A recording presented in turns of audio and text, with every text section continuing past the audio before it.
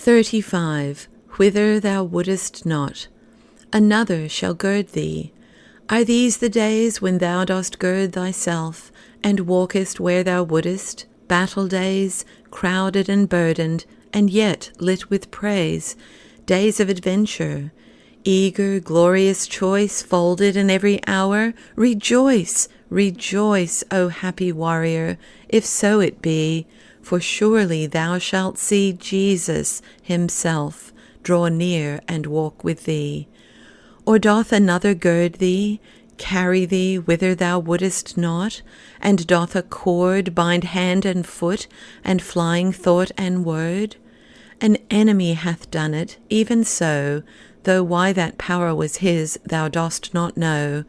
O happy captive, fettered and yet free, believe, believe to see Jesus himself draw near and walk with thee.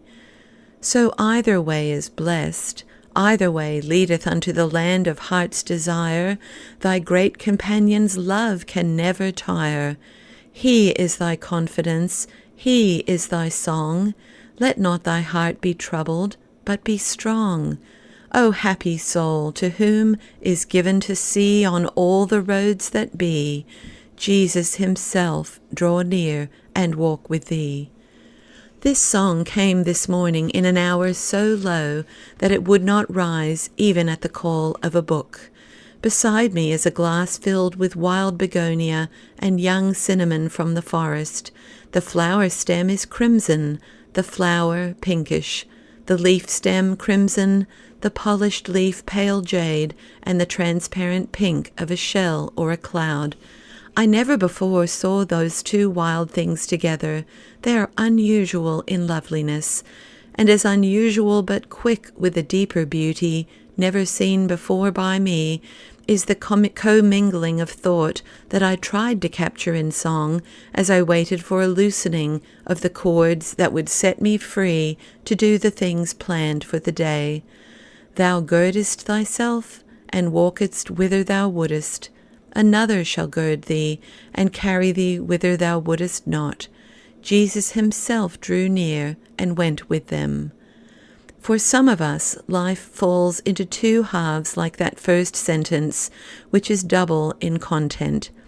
Whither thou wouldest not, service and suffering, and throughout both the presence of the risen Lord. For as he was with Peter, so he will be with us. He will not fail us, nor forsake us. Forsaken is in the Greek a compound of three words, to leave behind in.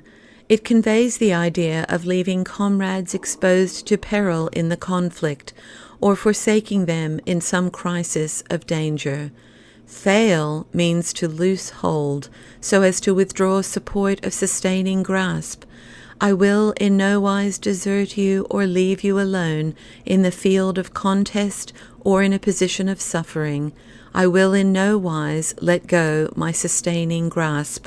This word fail does not occur elsewhere in the New Testament in this sense. See Westcott on Hebrews 13:5. He drew near and went with each several disciple along the difficult road. They wore no halo then. They were human as we are.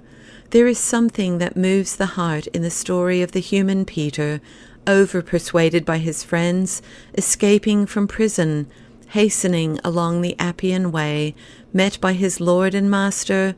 Lord, whither goest thou? I go to Rome to be crucified again for thee. And Peter turned back to his cell. These letters are for the fettered, but the free, who are girded by another. They are being carried whither they would not.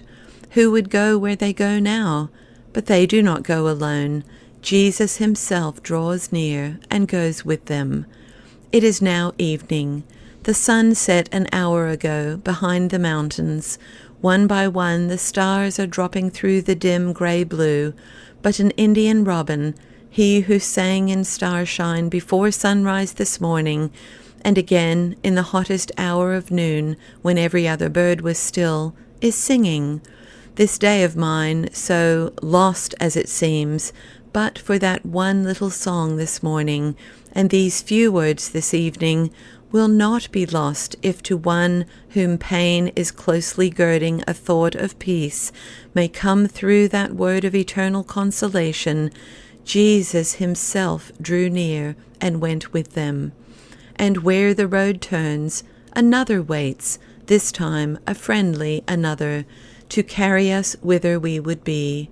Carried by angels is our Lord Jesus' way of telling us about that, and he knew. By such gentle hands he brings us unto our desired haven.